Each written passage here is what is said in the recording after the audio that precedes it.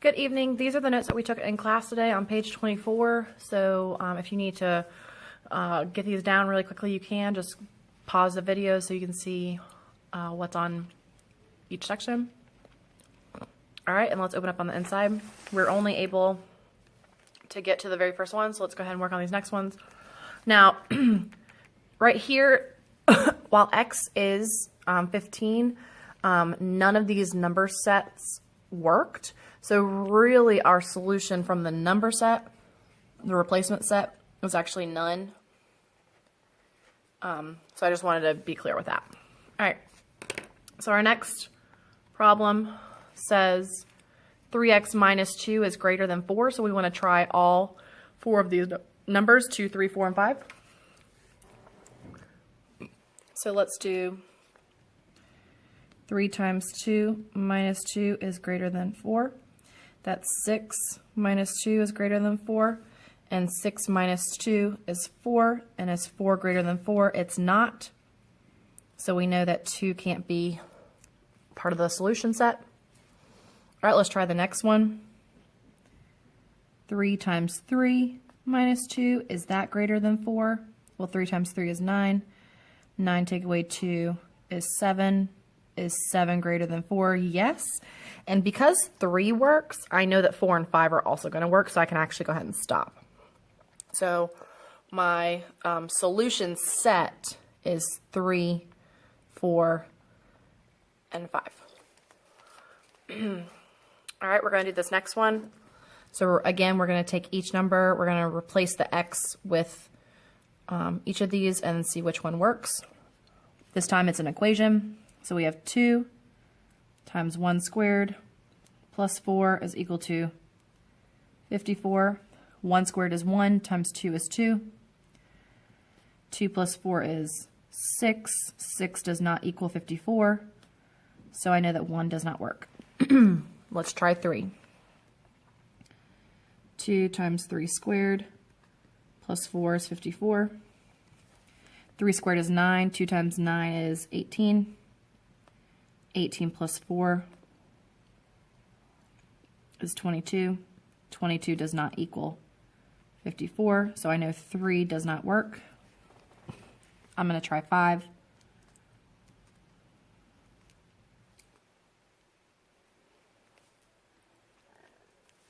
5 squared is 25. 2 times 25 is 50. 50 plus 4 does equal 54. So I know that 5 is one of my answers. Excuse me. And let's try 7. If I do 7, 7 squared is 49. 2 times 49 is, what, 98? So I already know that 7 can't work. So my solution set is just the 5. All right, and then the last one, you go ahead and do that on your own.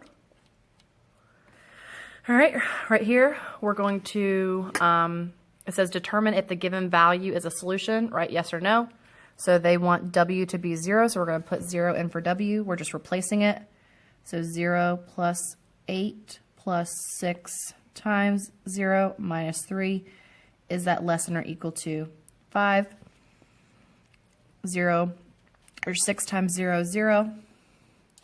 So this is 0 plus 8 plus 0 minus 3 greater than or equal to 5. 8 minus 3 is 5, so 5 is less than or equal to 5. 5 is not less than 5, but 5 is equal to 5, so this actually is a true statement. So yes, W equals 0 does work.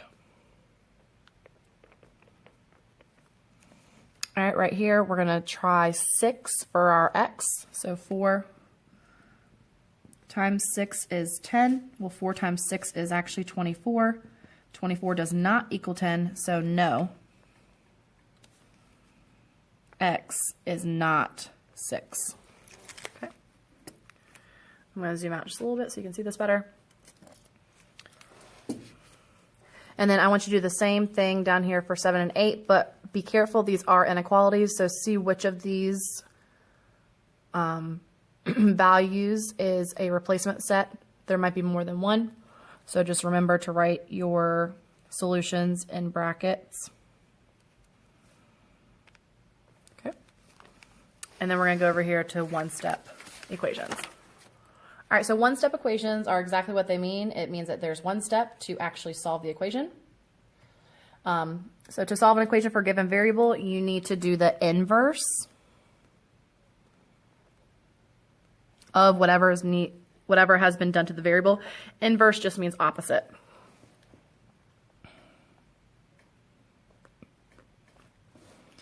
You want to get the x by itself.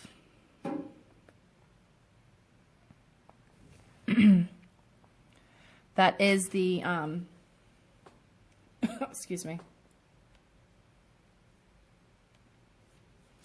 You want to get the x by itself, and that's the variable on one side. Since an equation is a balance scale, whatever you do to one side, you must do the same exact thing to the other side. So if I add something to one side, I have to add that same thing to the other. If I subtract from one side, I have to subtract from the other, just to keep the equation balanced. And then it says right here, you must show all of your work and check every answer.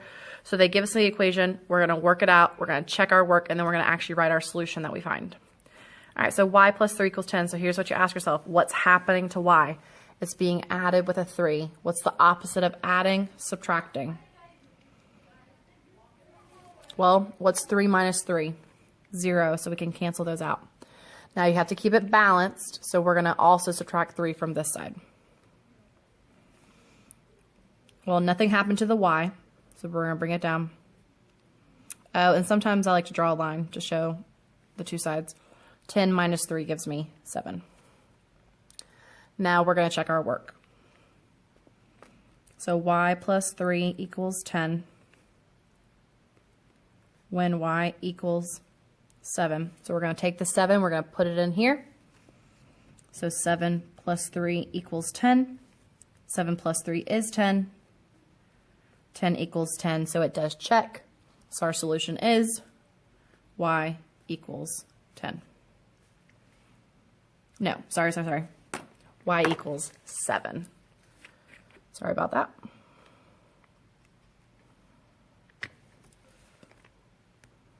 Okay. All right, let's look at number 2. Look at the variable, see what's happening to it. There's a subtracting of 9. What's the opposite? What's the inverse operation of subtraction? Addition. So how do you undo this minus 9? You add 9. Whatever you do to one side, you do to the other, so we need to add 9 on this other side. Well, negative 9 plus 9, we know from integers that gives me 0. So t is equal to, well, 36 plus 9 gives me 45. And now we want to check it. So we're taking our equation, t minus 9 equals 36, when t equals 45. So we're saying that this works when t is 45. So now we're going to take the 45 and put it in here.